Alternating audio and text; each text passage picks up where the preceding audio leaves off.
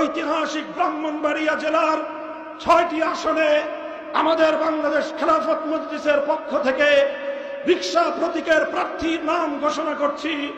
ব্রাহ্মণবাড়িয়া ১ নাসিরনগর আসনে হযরত মাওলানা জুবায়ের আহমদ আনসারী রহমতুল্লাহ আলাইহির সুযোগ্য সন্তান হাফেজ মাওলানা সাইফুল্লাহ বিন আনসারী। ব্রাহ্মণবাড়িয়া ২ আসনে মাওলানা মঈনুল ইসলাম খন্দকার। ব্রাহ্মণবাড়িয়া ৩ সদর এবং বিজয়নগরে মাওলানা মুফতি মহসিনুল হাসান। ব্রাহ্মণবাড়িয়া ৪ কসবা আখাউড়ায় মাওলানা কাজী মঈনুদ্দিন। ব্রাহ্মণবাড়িয়া ৫ নবীনগর আসনে মাওলানা আব্দুল কাইয়ুম ফারুকি এবং ব্রাহ্মণবাড়িয়া ৬ বাঞ্ছারামপুর আসনে মাওলানা আব্দুল মজিদকে আমাদের পক্ষ থেকে আপনাদের কাছে আমানত রাখলাম। ইনশাআল্লাহ তাদের হাতকে শক্তিশালী করবেন তো।